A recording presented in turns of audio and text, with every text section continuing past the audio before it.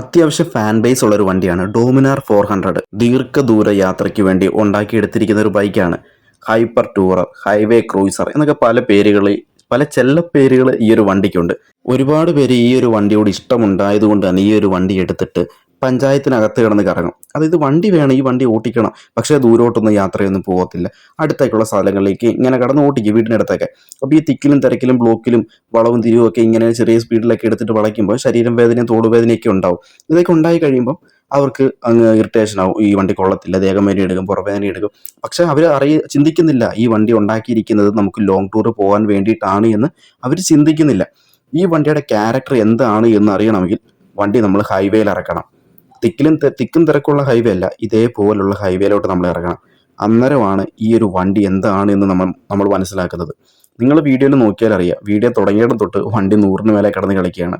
ഈ ഒരു ബൈക്കിൻ്റെ സ്വീറ്റ് സ്പോട്ട്, അത് അല്ലെങ്കിൽ ക്രൂയിസ് ചെയ്യാൻ പറ്റുന്ന സ്വീറ്റ് ആയിട്ടുള്ള സ്പീഡ് എത്രയാണെന്ന് വെച്ച് കഴിഞ്ഞാൽ 90 തൊട്ട് 130 വരെ നമുക്ക് സുഖമായിട്ട് പോകാം. അതിന് മേലെയും പോവും. 175 km/h വരെ സ്പീഡിൽ ഈ വണ്ടി പോകും. പക്ഷേ ഇതിൻ്റെ ഒരു സ്വീറ്റ് ആയിട്ടുള്ള സ്പോട്ട് എന്ന് പറയുന്നത് 130 വരെയാണ്. എൻ്റെ 2018 മോഡലാണ്. ഇപ്പോൾ ഇറങ്ങിയ പുതിയ വണ്ടിക്ക് അതിനേക്കാളും കൂടുതൽ കിട്ടാനാണ് സാധ്യത. കൊള്ളി ഹിൽസിൽ നിന്ന് ഏകദേശം ഒരു 2-2:30 തിരിച്ച് റിട്ടേൺ ഇറങ്ങുന്നത്. തമിഴ്നാട്ടിലെ റോഡ് നിങ്ങൾക്ക് കാണുമ്പോൾ മനസ്സിലാവുന്നുണ്ടല്ലോ. മണിക്കൂറുകളോളം, 3-4 മണിക്കൂറുകളോളം വണ്ടി 100-ന് മേലെ സ്ഥിരമായിട്ട് കടന്ന് ഓടിക്കളിച്ചുകൊണ്ടിരുന്ന വണ്ടിയാണ്. ഈ ഒരു വണ്ടി എത്ര ദൂരം ഓടിച്ചാലും മടുക്കത്തില്ല എന്നുള്ളതാണ് ഏറ്റവും വലിയൊരു പ്രത്യേകത. നിങ്ങളൊരു കാര്യം മനസ്സിലാക്കുക, 2 ദിവസം അടുപ്പിച്ച് 500 കിലോമീറ്ററോളം വണ്ടി ഓടിച്ചാൽ ഇന്ന് ഞാൻ 500 കിലോമീറ്റർ അങ്ങോട്ട് ഓടിപ്പോയി, നാളെ 500 കിലോമീറ്റർ ഇങ്ങോട്ട് ഓടി വന്നു. ഒറ്റ ദിവസം കൊണ്ട് 500 കിലോമീറ്റർ ഓടിയിട്ടും എനിക്കൊരു ക്ഷീണമില്ല. ക്ഷീണാകപ്പാടെ വല്ലാതായത് ചാറ്റൽ മഴയുടെ ആ ഒരു സമയത്താണ്. അങ്ങോട്ട് പോയപ്പോൾ, ഇങ്ങോട്ട് വന്നപ്പോൾ മഴയൊന്നുമില്ല. എന്ത് സുഖമായിട്ട് ഓടി വന്നതെന്ന് അറിയാം, എന്ത് സുഖമായിട്ട്.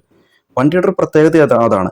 ഒരുപാട് ദൂരം കുറഞ്ഞ സമയത്തിനുള്ളിൽ എൻജോയ് ചെയ്ത് ആസ്വദിച്ച് ഓടിക്കാൻ പറ്റുന്ന ഒരു അടിപൊളി ബൈക്ക് എന്ന് തന്നെ നമുക്ക് പറയാം. അതായത് ഒരു തവണ ഡൊമിനാർ ബൈക്ക് ഉപയോഗിച്ചിട്ടുള്ള ഒരാളാണ് എങ്കിൽ ആ ബൈക്ക് അപ്ഗ്രേഡ് ചെയ്യണം എന്നയാൾക്ക് ഒരുപക്ഷെ തോന്നത്തില്ല. എനിക്ക് തോന്നത്തില്ല. ഞാൻ ഈ ഒരു ബൈക്ക് സെയിൽ ചെയ്യുകയാണെങ്കിൽ വീണ്ടും ഞാൻ എടുക്കുന്നത് പുതിയ വെർഷൻ ഡൊമിനാർ 400 തന്നെ ആയിരിക്കും. അതിനകത്ത് ഒരു മാറ്റവുമില്ല.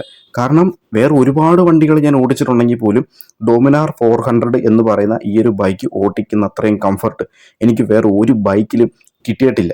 എന്ന് വെച്ച് ബാക്കിയുള്ള ബൈക്കുകൾ ഡൊമിനാറിനേക്കാളും താഴെയാണെന്നല്ല. ബജാജിൻ്റെ ആയതുകൊണ്ട് തന്നെ ബിൽഡ് ക്വാളിറ്റിക്ക് അത് കുറേ കോംപ്രമൈസ് നമ്മൾ ചെയ്യാനുണ്ട്.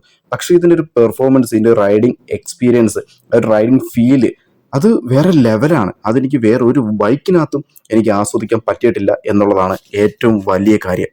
ഡൊമിനാറിന് പകരം എന്നും ഡൊമിനാർ മാത്രം.